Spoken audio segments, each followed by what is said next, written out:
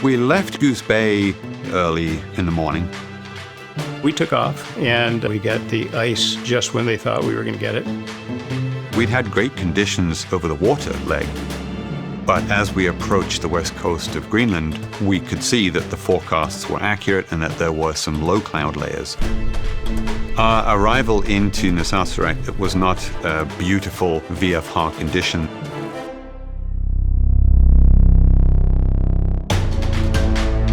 Narsarsuaq is an interesting airport because it's at the east end of a fjord that splits just before you get to the airport. When we got just to the point of the split, it was all fogged in. Looks pretty blind down there. Let's make a right turn and we'll climb up a little bit, go over this layer, assuming that they're broken. At that point, we climbed out of the fjord and set up for an instrument approach. Narsarsuaq radio 8336 Charlie. 36 Charlie, Narsarsuaq, everything cleared. We're about 25 miles out, and we're circling back out, and we're going to climb in, possibly do the NDB approach. 36 Charlie, report November Alpha. Okay, report passing November Alpha, 36 Charlie. An IFR approach is, instrument meteorological conditions, and an approach is a preset series of waypoints and altitudes that we follow with the aircraft. So we will go from A to B to C, descend to this altitude at C. And the approach is 6,800. Continue on to D, descend again. We're going to go IMC. It's quite common, we do it often, but it does require a little more concentration. It does require a different set of skills. Yeah, I think we're going to be between layers. Having flown visually into Narsarsuaq on a number of occasions, your mind and imagination does start to paint pictures of those mountains and glaciers that surround you at that point. Terrain ahead. 265 on the heading, looking good. Here's your course. Thank you.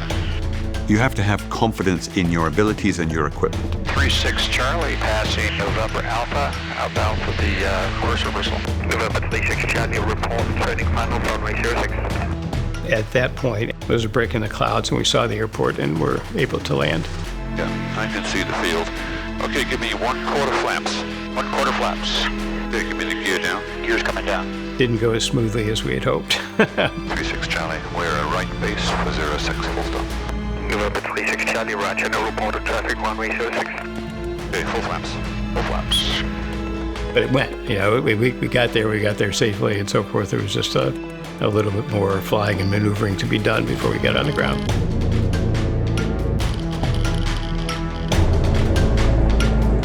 And your wing, you're good. Your right wing is good. And stop. The purpose of the stop at Narsarsuaq was refueling, which was essential, because even the winds weren't strong enough from the west for us to get enough ground speed to make it all the way to Iceland safely from Goose Bay. Narsarsuaq in Greenland in general is not a place where you want to be delayed because of the changeability of the weather there. It's very easy to get stuck in Narsarsuaq due to weather for a week at a time. Anytime you're in Narsarsuaq, the main goal is to leave again as soon as possible. Narsarsuaq is really the heart and soul of the Blue Spruce route. It was carved out of the rock in 1942 for the sole purpose of supporting the North Atlantic ferry route. It is quite mythical. During World War II, it was huge. They had several runways. They had dozens of buildings and hangars. They had maintenance and logistical centers and a hospital even. Narsarsuaq is one of those places where everything is either flown in and nothing ever leaves. There's a lot of very atmospheric history.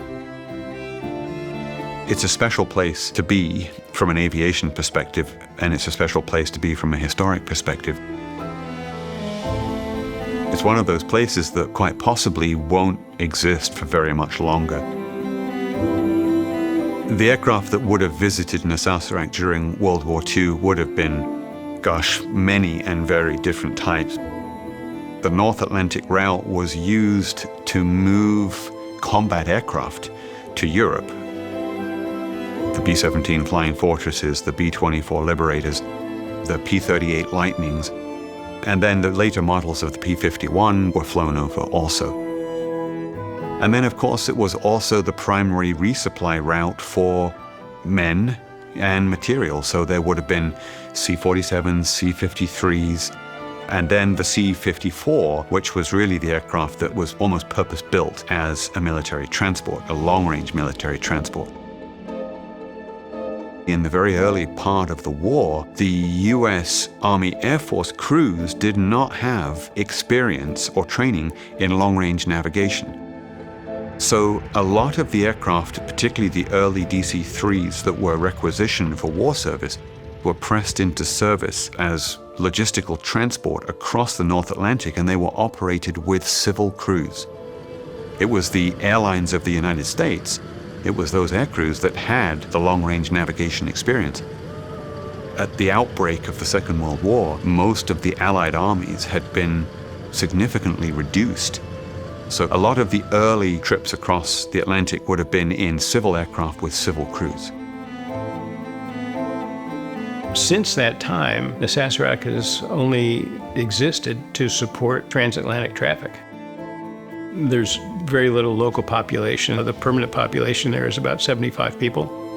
In the summer, it grows to about 125 people, but that's it. And their only source of work and support is to be able to take care of the airport and support airplanes that fly back and forth.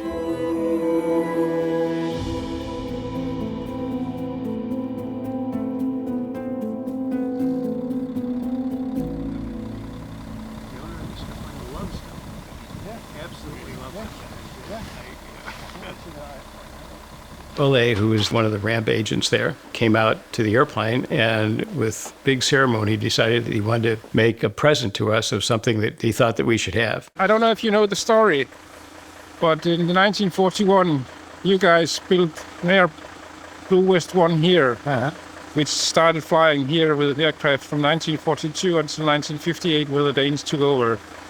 In that time, I guess, what was your favorite activity during those years? I think one thing you brought from home was maybe a beer or maybe Coca-Cola. The soldiers, Yeah, sure. Coca-Cola. And when you have finished your Coca-Cola, what did you do then? You get rid of the bottle. I do not have a souvenir from Greenland, but I have something to return to you guys. That means that the soldiers who are here, they finished the Coca-Cola and then they throw it into the seas. I found these bottles last week. No kidding. Yeah, and if you God. look at the path and number, they are wow. produced from the 1940s to 50s, Oh, if you look my it up on the internet. So, no souvenir, but a return for you. Oh, thank you. When I came here last year, first time, the locals told me, oh, you can go to the beach and find old Coca-Cola bottles. I said, yeah, that's right. But it's true. When it's low tide, they're still there 80 years later. Sorry for that. You're welcome. That's a small story. Thank you very much. You're welcome. It was a very funny moment. Narsarsuaq was supposed to be just a fueling stop. But the aircraft had other plans. We were on the ground in Narsarsuaq. That leg had gone great. We'd taken on fuel. We filed a flight plan for the next leg to Reykjavik. We climbed into the aircraft, shut the door, ran our checklists, and went into our start procedure. And Narsarsuaq from Douglas 8336 Charlie. November 36 Charlie, Narsarsuaq Airview. Looks like we've got a mechanical issue here, fuel pressure indication we need to investigate. We'll be shutting down here for a while. November 36 Charlie, roger. here we are sitting on the ground in Narsarsuaq, probably one of the most remote fields on our entire journey, with a fairly significant mechanical issue. Again.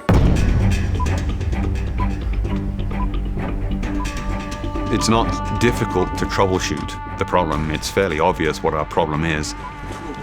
It's the boost pump. The boost pump is an electric motor with a mechanical fuel pump bolted to it. We allow for this kind of failure, and we were carrying a spare on the aircraft. We went to change the fuel boost pump, which should be a 30-minute, hour-long process. When Tyler and Paul connected the fuel pump to the ship's battery, it didn't operate.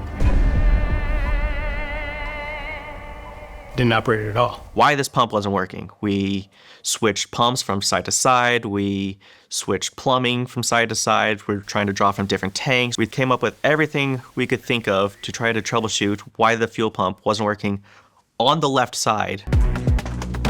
We're in the North Atlantic in the spring, and our initial efforts were in snow, right? There was actually snow falling. Changing this and trying that and doing this and calling this person. We're also, of course, talking to a number of people. This problem that we're experiencing is something that we haven't necessarily seen before. By the end of day 1 and midway through day 2, we run out of ideas. Doesn't make sense. It makes absolutely no fucking sense at all. No. I was exhausted. We'd been putting in 14-hour days trying to troubleshoot these systems. It was confusion, really. It was becoming frustrating. My sensation at that time is definitely what we call resignation. I am resigned to the fact that we are now firmly behind schedule. All of the other aircraft have overtaken us. Some of those aircraft are now making landfall in the United Kingdom, 2 days ahead of us now. We can do nothing but accept that we are going to be late. I'm just at this point having fairly heated discussions with the airplane herself, trying to understand what on earth is going on here and prepare us for what lies ahead. But at the same time, I think there's a sense of acceptance. We're still here, we're still in the game, we're working as hard as we possibly can. Everybody on the trip is pulling their weight, there is no weak link. Here we are wrapping up day 3 in Narsarsuaq, and it was Tyler that actually came up with the solution, with the idea that this was our problem.